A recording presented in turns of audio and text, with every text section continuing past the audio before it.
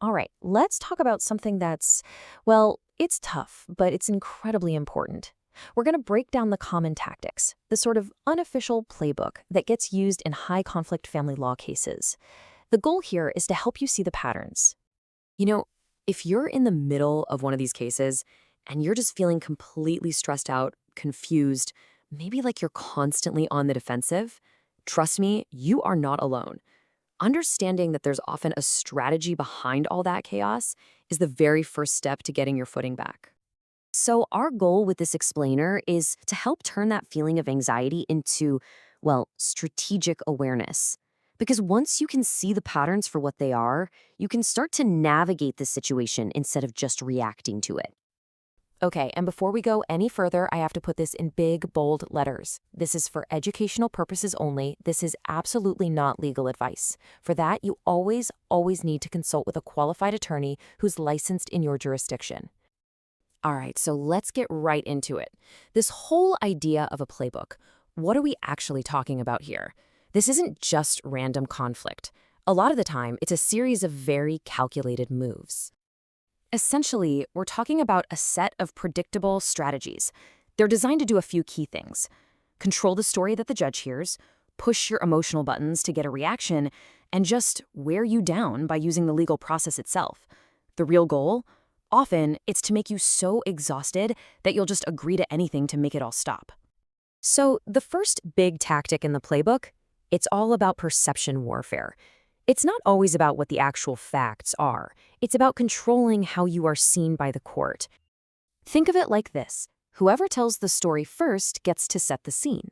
So a common move is to file first, use all this highly emotional language, and present very selective facts to paint a specific picture.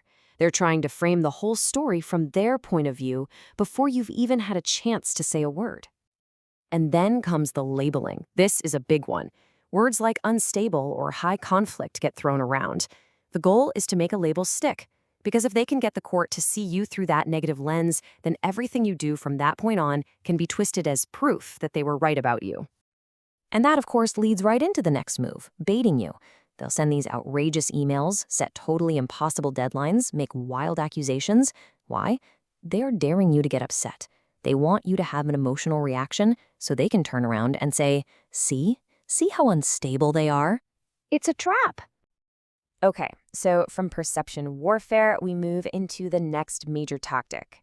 And this one is all about using the system itself, the court's own rules, as a weapon. You ever heard of paper abuse? Well, this is it in action. It's like being buried in a literal avalanche of paperwork. Hundreds of pages of requests, motion after motion. It's not really about getting information. It's designed to completely drain your time, your money, and honestly, your will to keep fighting. So how do you fight an avalanche? You don't try to cause another one. You do the exact opposite.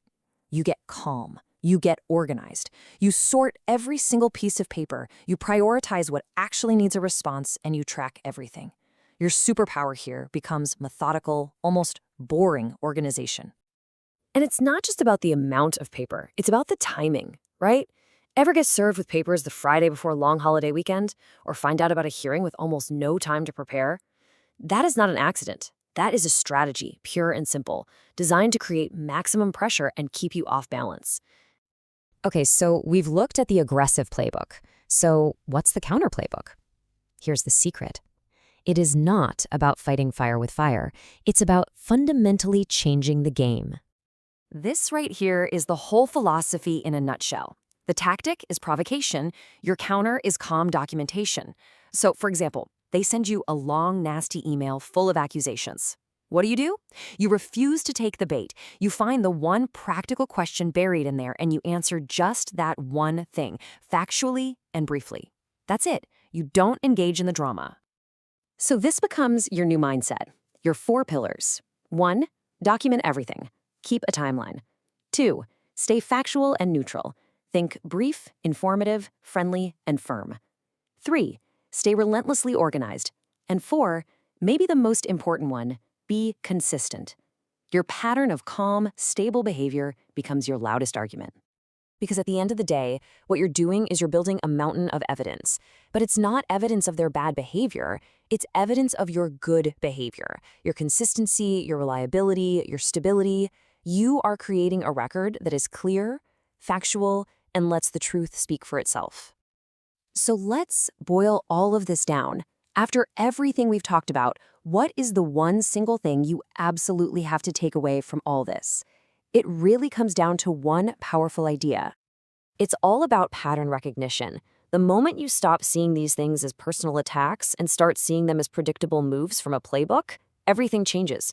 You can look at some crazy accusation and think, okay, that's the labeling tactic. It depersonalizes it. It takes the emotional sting out and gives you the power to choose a strategic response over an emotional reaction.